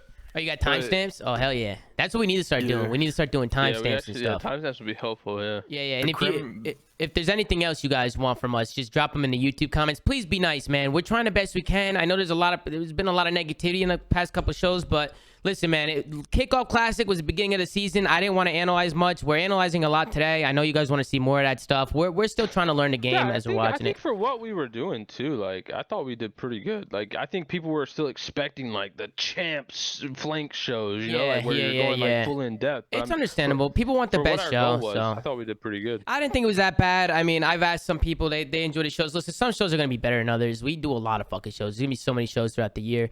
But it's difficult because sometimes when Ben's supposed to be controlling the VOD and stuff like that, and 5 minutes before the show, he's like, I'm not doing it, and holding a conversation, trying to control the stuff, it's difficult sometimes. So we're doing the best we can to push out content for you guys and keep doing the show and to analyze some of these matches. And this one was a really good match. I really want to get into the New York Subliner listening. Did you hear this? I did not. Let's tune in, Pat. Crazy. I was pretty crazy, Pat. I want you to listen to this, and I want to get your thoughts. Okay, let's tune in. Let's go. I don't see bottom. Bottom on me, Tim. Yeah, bottom. There's two there. 2v2. Yo, we got, Yeah. I'm working Bottom. faster. Yeah. We're playing faster. I Let's go. spawn roof. They're still spawning out. He's making you I'm in there. I'm in there. So this side. Their door. Bottom. Fred their door. One in their Bottom got me, bro. Rotate. Yeah, I'm putting him in. Yeah, we're good. Yo, Paco and Travis, calm down. One's mid, Fred. They're gonna probably be here. Another one underbroken. Lamar, watch out. Underbroken, Mike. Guys, We gotta rotate, man. Yeah, rotate. Everyone fucking relax, dude. Please. He was there. Like Travis and Paco, you're talking super loud. I got him. Nice, good shit. I'm nading you I'll too. get Lamar well. Yeah, one's gonna be mid. Only two. Let's go. You two, jump. Middle You on two me. dead? Fred is already middle. He's one shot mid. You two. Where's he going? You two. I got stunned. Alright, go through mid, man. Yeah, one's hitting you too. Top first. Yeah, slow it down. One is pushed on mid, guys. Out on one mid. There should be another one mid. Middle on me somewhere. He's losing full. Dude. I don't know where he is. Dude, it sounds like they're scrimming. And then there you go, Pat. What was your initial thoughts of that listening? Oh my God, who's their coach again? Revan and JP. They gotta get on their ass for this, bro. Like, Bro, you can't be. I mean, I know they're getting shit on right Getting now. dogged. But, They're getting dogged. Yeah, but you can't just be like, yo, calm down, yo, relax, you're hella loud. Mhm. Yeah, bro, like- I didn't hear one call out from Crim the whole fucking thing. I was in, rotate, you're too loud. And what's calm funny down. too is like they're so low. They weren't even that loud. Like Neptune didn't even seem I that loud to know. me. You know. Well, I don't know. Hydra, he's trying to make the play. Seattle was completely stormrolling them through this map. I mean, the rotations were on point for Seattle. They rotated at New York. You heard it in the listening. Clay was like, dude, rotate. What are we doing? There's Bro, you no know what's rotations coming in. If that was me and that listening, and I'm teaming with Paco, bro, every kill I saw him getting the kill feed, I'd be like, Paco, keep going, baby. Yes, sir. You gotta gas up Mr. nonstop. Paco. You I got wouldn't to. I wouldn't be like, yo, calm down. Calm down. absolutely You're not. talking too loud. Stop yo, that. Clay was intimidated. Like, I don't really want to say much on their comment. Like, whatever's happening there. It's a different team. Whatever's going on. But Clay had me crying. Marugo was fucking rotating. Yeah, he got man. pissed. And Clay does that. If Clay's really pissed in the middle of a map, he'll say something. I mean, Well, I feel like you notice Clay do it more often when he's having a bad game, right? Like, is he having a bad? Where's he at right now? Yeah, he's 12 and no, 23. he's I having mean, a- yeah, he's because having a yeah, blender he's of a having a map. blender. But to be fair, everybody besides Paco is getting shit on. Krim just popped like a big piece, No, so I he know, brought I'm it just back a talking little about bit. when you get, everyone does it, right? When you're having a bad game, you kind of get a little complainy because shit's not going your way. But Yeah, and especially him running an auto, which, I don't know. it's just Clay going through it basically. This was a big hill too. Mac was absolutely finessing over here when it got to this church hill. Obviously, Seattle was able to get there early. It was Crim6 who was going rogue, who was almost able to get in there. But Wait. Seattle, what? Speaking of Crim, so the reply is he said 3-0'd us and got tied over a trolley tweet. You got a weak gunny and a weak mental. The Twitter operator strikes again. GG's, you win today, but the war is far from over, dickface. And then he followed up to that saying, by the way, in the 1v1, the one where Crim almost defused, he had a half a second. He said, you ran from me like a coward today. If I wasn't so fucking fat, I could have made it and defused in time. That was a good play. We'll get there. We'll get there in the S&D. But listen, it's all banter at the end of the day. Let them have fun. Let them joke around, banter around. We go into this last hill over here. This is where Seattle was able to close it out in this first map. You can see they just get there early. They stack. They try and hold their crossfires, and they were able to close it out. It was Dante picking up kills. Lamar's coming in. Dante was phenomenal all series long. This guy, Sib, can fucking play. He's my rookie of the year. I really do. I know a lot of people are saying Pred, Sib or Pred, one of those two. Sib is going to end up being rookie of the year, in my opinion. I feel like he's going to grab. He's 34 and 20 right now. He can use any gun. This guy's using automaton. He's using MP40. Doesn't really matter. And he's just a roam. Dude, he's a kill horde. One of the best kill hordes you can get. Being a kill horde is not a bad thing, Pat. In my opinion. I don't know what you think about that. Not when your team is playing that style, right? Like when you're playing around it, not at all. I think it can be super beneficial. It depends. You got to know when to kill whore and when to chill the fuck out. But even here, again, another rotation from Seattle. They get back into that P1 hill. Dante's already on rotation, picking up two pieces. He's already there on the head glitches, holding those L triggers. Smart heads up play. Listen, Dante's young, but his fundamentals have been on fucking point. This guy's always the first win in on those hard points. He's always rotating, always making sure that he's getting there first and playing the fundamentals right. I heard him in the interview. We can even tune into the interview, but maybe it's Lamar a little bit. Maybe in his ear. You know, Lamar, he's king fucking fundamentals. But looking at the scoreboard, 39 and 22, Pat. From the one and only Mr. C. But you know what I realized? What are all these I other fucked things, up. too? What? You know what I realized I fucked up? Because I picked NYSL to win this match. Remember I said I think they were going to come out 3-0 and have like a statement game? Go to Sib's Twitter really quick. You want to go to Sib's Twitter?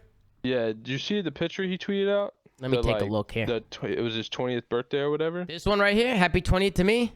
Yeah. Bro, this guy's dripping, bro. This guy's dripping, dude. This guy dripping, bro. I knew I fucked up when I saw this pic. I was like, oh, this guy's about to come out and fucking. Yeah, he's have dripping, his bro. Look at this way. guy. This guy, come on. He's looking like $1 million. You know, he's got the look. He's got the Louis belt on. He's got the fucking Louis belt on. Look at this fucking guy, fucking Dante. Good play, Dante. Good plays out of you. Don't want to gas him up too much. I don't want to give him a hot head. Just like me, for real. 30 non-tradables though, bro. 30. 30 non-tradable kills, Pat. 30. Which is that's fucking wild. that is wild. That is fucking wild. That just means that he was He had absolutely double fucking anyone beasting. else on the map. Good plays, man. Really good plays. By the way, these keys to victory have been made by Ben J. Nassim, ladies and gentlemen. Let's go. I'm pretty sure Ben has been the one making these keys to victory. I could be wrong. Thank God, because Nameless's were terrible. I love you, Ant. By the way, Ant, you killed it on the desk for hosting today, bro. Yeah, no, I he don't know if did. you're watching. No, he actually did. I don't know if he is watching. I don't know if he's in here. Yeah, you had to step in for Valley. He actually killed it. Yeah, Nameless did a fantastic job on the desk. Same with Alley Cat. They both did a great job. So shout out to Alley Cat. Shout out to Nameless. They're killing it. Listen, right off the fucking rip, it was Mr. Dante himself who starts things off with a big two-piece. Look at these shots here. Look at this from Clay's screen. Right now, Seattle's down a man. Matt gets picked.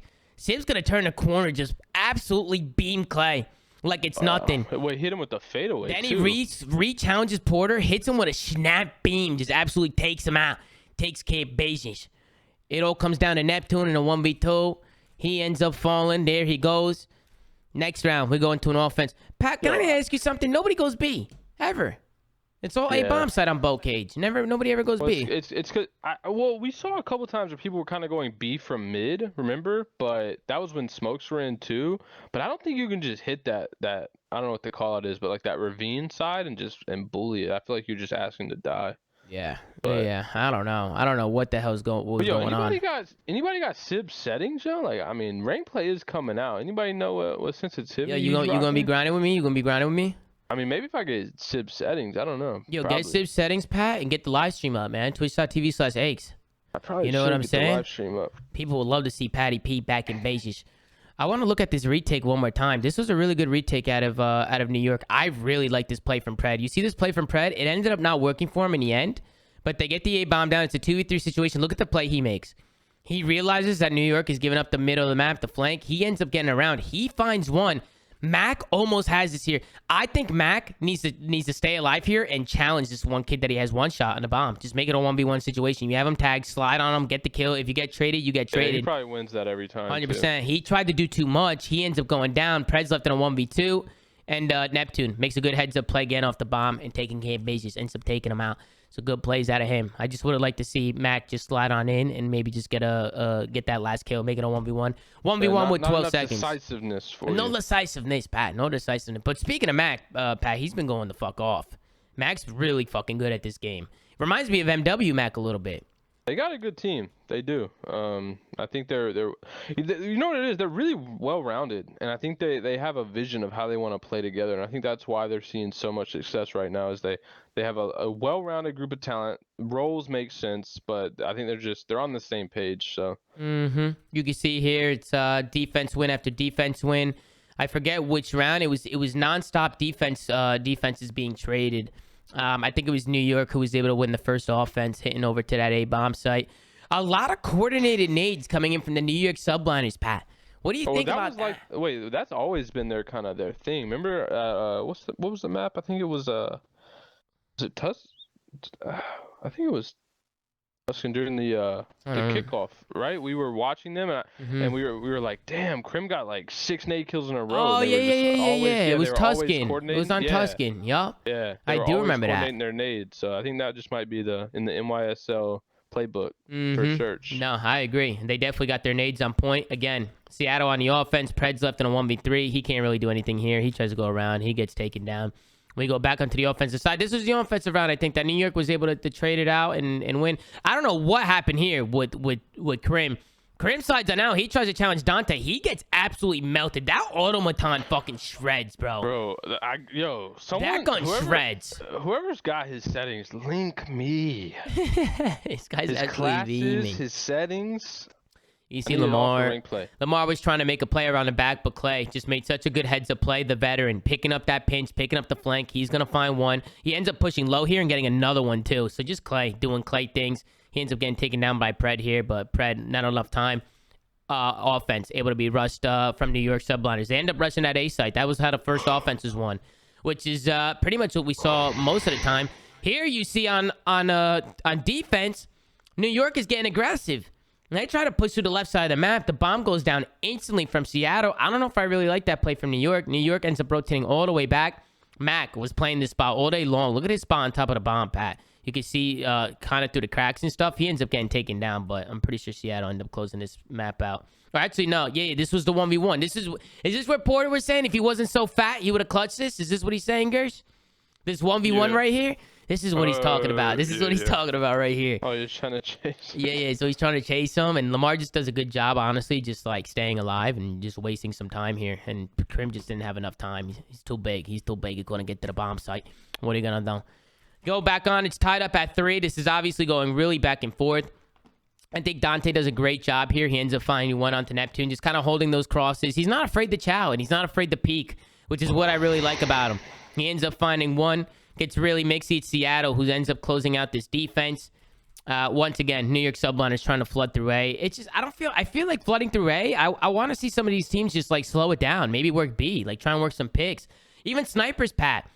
I'm surprised we haven't seen, well, not really on boat cage. I don't think we're going to see any snipes on boat cage, but I would like to see some people maybe start working the other site. Why do you think that is, Pat? Why do you think nobody's going over to the B site? I just think there's too many ways to play ratty, right? At the B site, like you can kind of sit in that corner wrap around. You can sit up in that bush and kind of look through. And it's just risky, right? It's a risky play. You can't really rely on your gunny. Whereas, you know, when you're hitting A and you're hitting mid, you can kind of set yourself up. But B is just kind of like, especially, honestly, I think it comes down to smokes, Tom. I think if smokes were in, you'd see more B play. But without smokes, B is just kind of a tough site to hit. Yeah. And look at this play for Mac in the top bomb spot, right? He's able to find 2 here. That is such a good spot, bro. He finds 2. I have a feeling a lot more people are going to be using it. He actually found an ace this game, or this round right here. He finds 2 to kick things off. He picks up another one with a little help from Pred, and he ends up chasing down this last guy was Krim. Krim takes down Lamar here. Mac able to take him down. Gets a nice little ace there. Had a Mac. He's smiling. He's all happy. You know what? It's good to see Mac having a good time.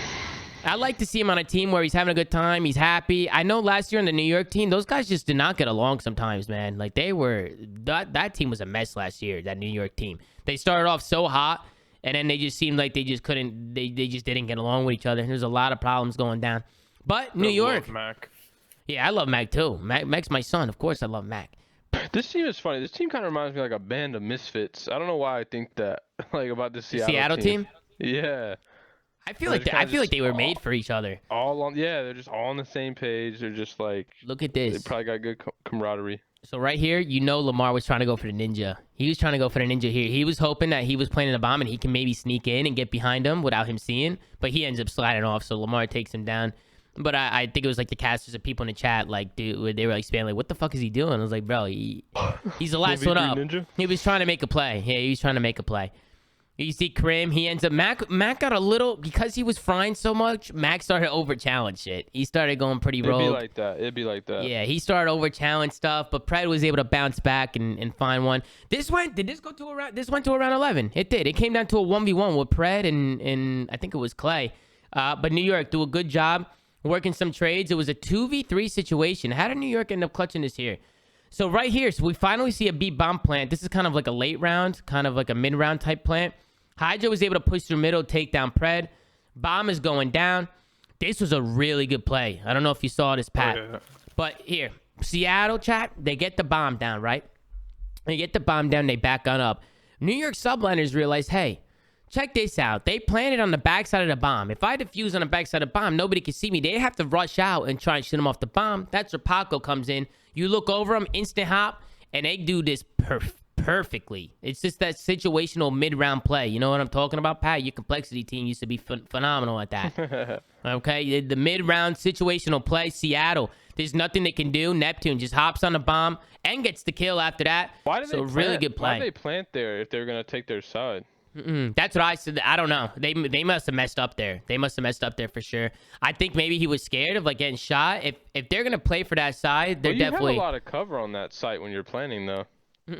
You have a lot of cover. Yeah, I mean, I'm just gonna be honest. He had teammates there. He should have planted for the open. You know. Yeah. So, it just didn't make any sense. Right corner. Yeah. Yeah. They should have planted for the open. If they did, they probably would have run that round, to be honest, because New York is not going to hop that bomb if it's planted in the open like that. They're just not. Yeah. Because it was planted behind the bomb, they were like, fuck it, hop the site. This is where things get a little mixy. 5-5 round 11 here in this boat cage S&D. Seattle slowing down the pace a little bit. They're on the offense. They don't want to make any mistakes here. But it's New York subliners who give up the bomb site. Hydra could see them crossing in. He's going to tag somebody up, but it's Dante who was able to pick Crimsix right here. And I don't know what he did. He was standing on top of that tank, wasn't he? Dante was standing on top of the tank. He catches Crimsix rotating back. So good heads up play by Dante. He ends up backing on in. Pred finds one, but Clayster comes in. Multiple trades are going down. It's boat cage, guys, okay? So stay with me. A lot of trades are going down. Clayster almost able to clutch this up here. He's in a 1v2 situation. He says, you know what? I'm going to take a long route here. He probably knows that they're playing back here because I don't know if you guys know, but you can see the bomb from these rooftops, man. You get that A bomb plant down. You're sitting over here in this field area by these cans on top of the roof over here in his barn building. You can see that bomb site. So I think Clay is realizing what the setup is here from Seattle, and he decides to go all the way around. He's going to take down Dante, but Pred spots him going inside here, and Pred's going to take care of Vegas. I mean, that's just another day in the office for him. That's a typical gunfight. And just like that, Seattle go up 2-0. Great plays. Looking at the scoreboard here, you can see Krim trying to do everything he can. Clay was losing full. Clay was definitely losing full, for sure. Clay, you can see it in his face sometimes after some of the matches, right? Just kind of, he's just not feeling it. He's getting frustrated. It is what it is. What are you going to fucking do? Right off the rip, it is fucking, right before this map started, Pat, in the watch party, I told everybody, I said, Pred, it's Gavit 2 control. You remember what this guy was doing last time we saw this guy in Gavit 2? He's in the spawn. In the spawn. 10 seconds into the map, Pat. 10 seconds. Look at what this guy does. Dante's going to hit the boat, whatever, try and do whatever he's going to do. Pred picks up 2 kills, already storming forward. Look at this guy. Applying that pressure, getting into the base with 10 seconds into the round, folks. This guy's in the base, popping fucking pieces. Instantly, just literally just draining lives from that New York Subliners You know what team. I could tell? I could tell that Seattle took their control practice serious. 100%. They've been taking everything seriously. No, I know, but like ever since this control came out, I feel like they have been taking that shit serious and getting it down. Cause that, like, bro, 10 seconds in, you get kills off A, and you're just instantly in the spawn, bro. Like, they know how to play it. They know how they do. Play it. And then right here, this is where things got really mixy, okay? So Seattle, they have a fantastic break. They get the 8 point. You're thinking everything's looking good. They end up all collapsing. And look at where Seattle find themselves now. They're in the fucking blender. You got fucking number 8. That's going to be Crimsix pushed out deep right. Kind of just pushing Seattle back into that corner of the map. Boat control is everything here. And Clayster is a prime example of how to play this map when you're controlling this boat area of the map. He plays his head glitches so well. He holds all the crosses. I think right now he's on a 3 streak. He's been holding it all game long. Make that a 4 streak. He gets a kill here. But just look at how Clayster plays this. He just constantly changes up his positions, constantly changing up his lanes, doesn't overchow anything. He's always working with a teammate. And then on top of that, I mean, his execution is phenomenal. He's shooting absolute laser beams. So he's doing what he does. He held Seattle in the spawn here for a fat fucking minute. And he was able to pick up some streaks, if I remember. He jumps down here, changes up his position. Hydra ends up dying here to the left, but this is just textbook gameplay out of Clay. No, Pat. Me? Yeah, absolutely. Well, he learned this from you, I think, Pat. I think he learned this from you. That's true. You know? It was out of my textbook. But what do you think about this, Pat? Look at this setup right here. What do you do if you're Seattle? How do you get out of this? You pray. You pray Pred does Pred things. You pray to Pred. That's what I be doing. You pray to pretty boy Pred. I'm curious to see as the year goes on, when teams are in this spawn trap, what they do to try and get out of it. I feel like it's gonna be a lot of tax. It's tough though without like a smoke grenade. It is tough. No smoke grenade. Where the fuck are you supposed to go? I feel like you have to coordinate tax. You gotta and you gotta win some gunnies, right? Like you gotta have some effective trades. So. Yep. I think they're just going to come out with, the best way to kind of bait and switch out of their spawn. I have a feeling that mid-map is going to kind of be like what people gravitate to for breaking it. Kind of just like getting to those tanks and finessing them. 100%. I think we're going to see a lot of people doing that. You can see Pred already off the rip trying to deny this 8 point from the New York Subliners. Again, you can see nobody from New York even giving a fuck about that B point. I think initially all they want to do is try and secure that 8 point, try and get some time. You can see here, you see Clayster, he's getting that back right spawn. He's going to hit through the left side of the map. If he would have won that one-on-one, and this is what I'm talking about, one-on-ones can change the game so much. If Clay wins this one-on-one right here against Sib, if he wins this, 6 and 7 are going to reinforce ring, and they're going to play for B here. If Clay wins these fights, and everybody else from Seattle is just kind of out of the play. They're all across the map. They have nowhere to go. If Clay wins this one-on-one, way different story. But who wins it? It's Mr. Sib. It's Mr. Dante. he shuts down the whole push. He It wins looked- that it big looked like he one-on-one. turned on him. Look at it like from the mini map perspective. It looked like he like turned and snapped. I think he hit him with a snap. He just hit him with a little snap, kind of like what he did with the Crimsix in that fucking SMD. But good plays out of Dante to pick up the right side of the map and make sure nobody sneaks through. Because if Clay would have got through and been a nuisance, it would have been a whole different ball game. You see nonstop trades now. Both teams are just kind of flooding. It was Seattle who won the trade fest. They pushed New York all the way back. We're tied up at 1. Seattle, look at this, Pat. Seattle tried to go for a B push off the rip. Right off the rip, which is why I was wondering why nobody even was trying this. But you see Seattle tried to do it, and I'm pretty sure it got instantly shut down. Did it, or did they get kills? Let's see. Mac opens it up with a big one. Last one here is going to be Neptune. I think he's kind of circling around. He's going to find a big one there. Seattle get onto this B point really early. Really fucking fast. I don't know if they end up clutching this round. I can't fucking remember, but we're going to see how it plays out. They end up falling. They do a good job. I think Crimsix or New York Clay just did a good job just rotating back with Crim and just getting them out of that site. But they didn't get anything done there, Pat, with that beat push. Look at that. They got like 20, not even a tick. They didn't even get close to a tick. And now look what happened to them. And that's what it is. Because you're not getting time anyway. I mean, look at this, Pat. I mean, you put all your eggs in one basket going to the B bomb site, and look at what happened. Look what happened to him. him. We see, right? We saw that. We saw Seattle actually do that to a couple of teams, right? Where they would shut down that push, and then they put him in that spawn trap. I think it was Sib that we were watching. It was like basically a whole defensive side where he just didn't die top boat. It was kind of the same thing.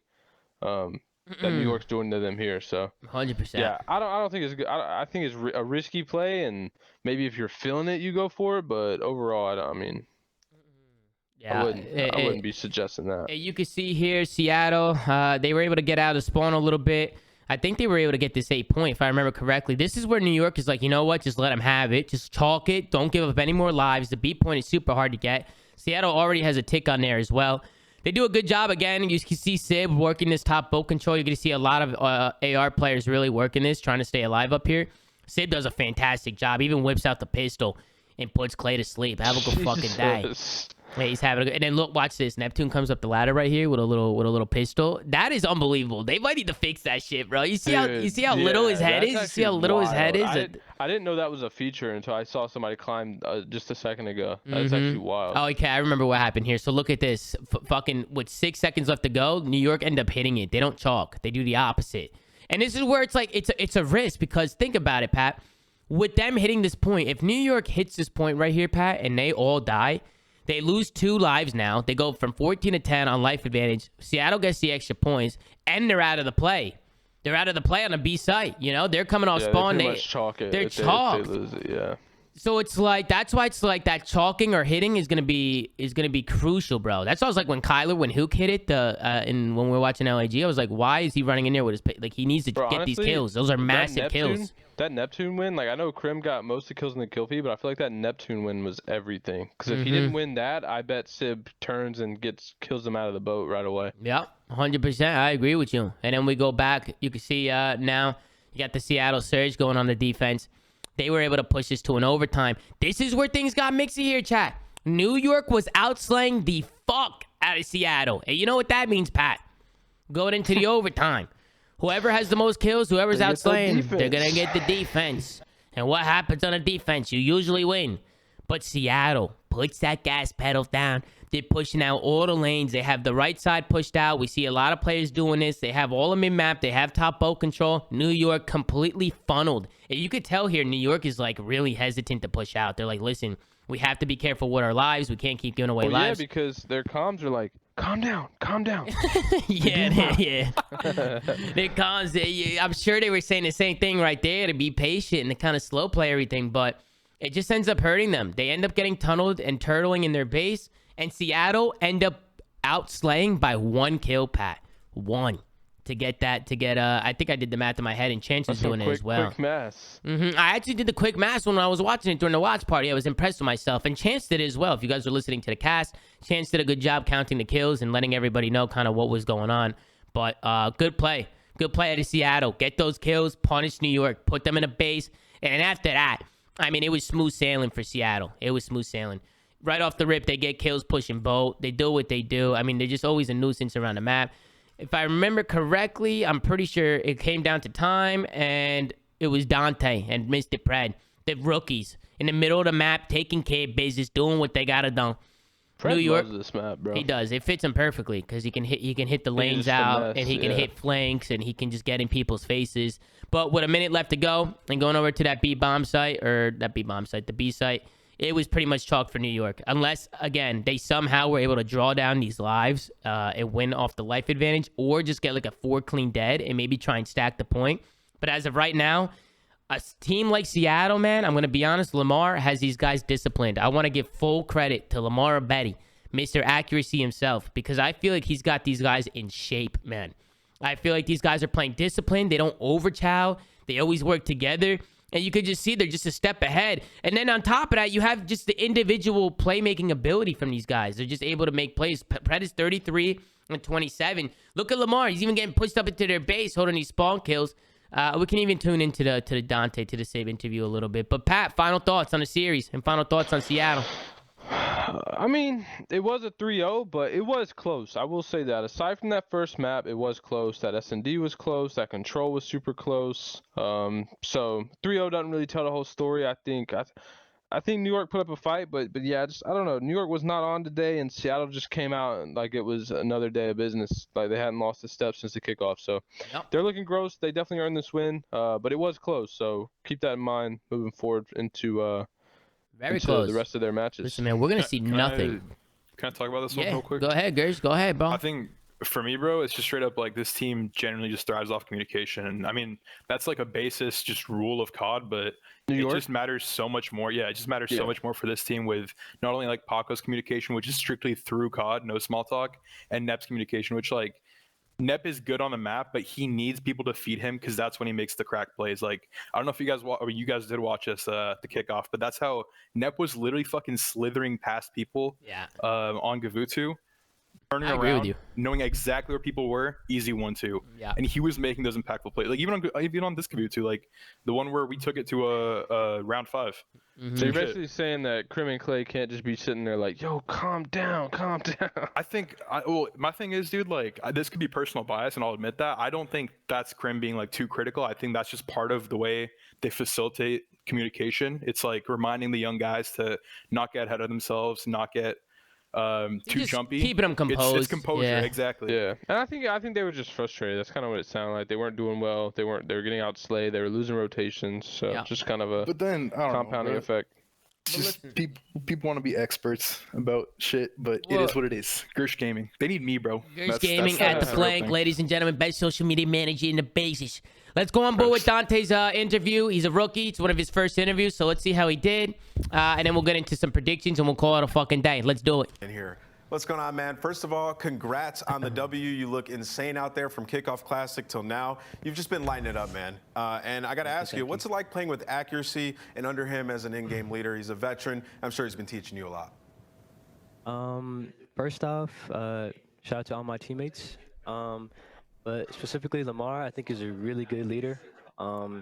He has taught me a lot of stuff since we started playing. I'm basically like just a sponge, soaking literally every single bit of info that he can give me. Yep. So that I'm grateful for. He basically just hammers on my bad tendencies and my bad habits, and honestly, he thinks like a step ahead of me, which is mind-blowing to me. So the fact that I have the luxury of teaming with someone like that I appreciate that a lot. Awesome. Yeah, and you know what, Sid, we got to talk about it. You have been talked about as probably one of the most talented players in the past 2 years, coming up from challengers and getting put on that Atlanta FaZe sub spot. It kind of felt like, you were held back a little bit. So now being on this roster, being surrounded by these great players, what does it feel like to really be able to showcase your talent now? I think that me being on that sub spot for FaZe, maybe it did hold me back a little bit, but I'm glad that it worked out the way it did, because comparing me then to now is a bit different. I approach situations a lot differently. I've gotten way better. Even though I was on the bench, I was still playing COD, and I got way better. So I'm glad that it happened now rather than before.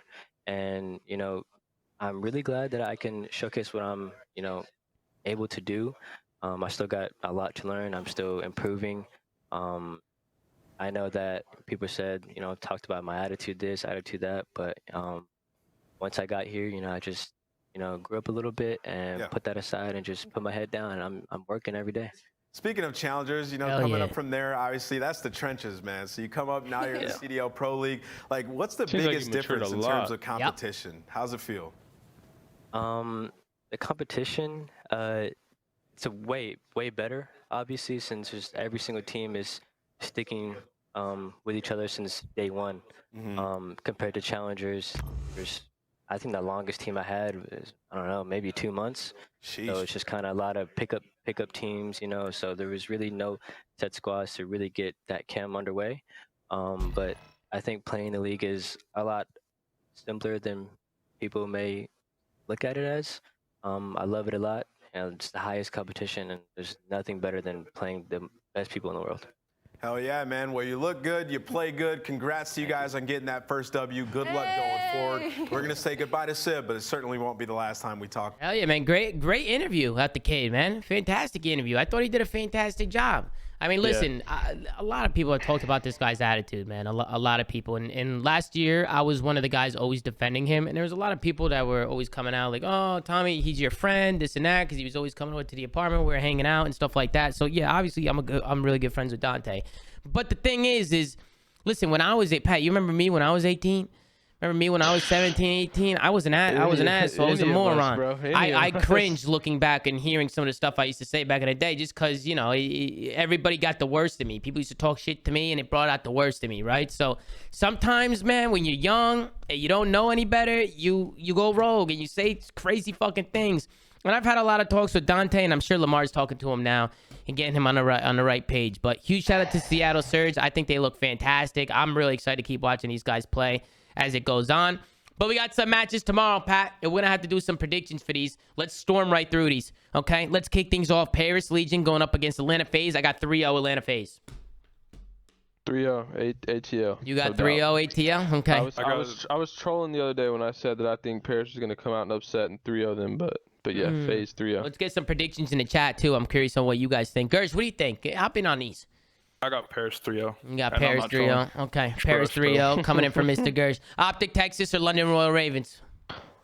Hey, man. So, like, Illy is, like, mad underrated, Oh, yeah, bro. I forgot who the fuck you're going to choose. Yes, you're definitely going Optic Texas. Thing, dude. People, let me fucking stand up for this, dude. People were shitting on fucking Optic at the kickoff because they're like, oh, Optic got out round 1. Oh, my God, Optic are washed. This season's going to suck. Dude, do y'all know who the fuck you're talking about? Like, Illy, well, that's what Pat was saying. Dude, Illy is a top 2 player in the league, and he's not number 2, bro. You agree Optic is S tier? Yeah, but purely based off of Illy, bro. Like that dude. If Illy had to play one-handed on his left hand behind his back with his hand like up his shirt, dude, he would still fucking fry, bro. Trust. Yeah, bro. Forget about Scump and Shotzi and Dashy. Okay, forget about it. They wouldn't be as good if it wasn't for Illy. I think Inder brings a lot to the team, though, for sure. I'm not taking away from him. Inder does incredible stuff for them. I feel like Inder's going to be the X factor for them because he's going to be the one calling shots, kind of leading the plays. Come on, that's Mr. Chess Master fucking Illy, dude. For those of you who don't know, Illy's really good at fucking chess. But listen, I think he's going to be a factor. I'm going to go Optic Texas 3. I'm going 3-1, bro. Or maybe 3-2. I'm going 3-2 Optic Texas. I can see London making a fucking play, dude. I'm going to ignore everything that the fucking pros tell me because so far, everything that the pros tell me behind the scenes is the opposite is happening. And I'm going to be honest with you. It's always he say, she say type of shit. And I feel like people just want to say whatever they want me to say on the show, right?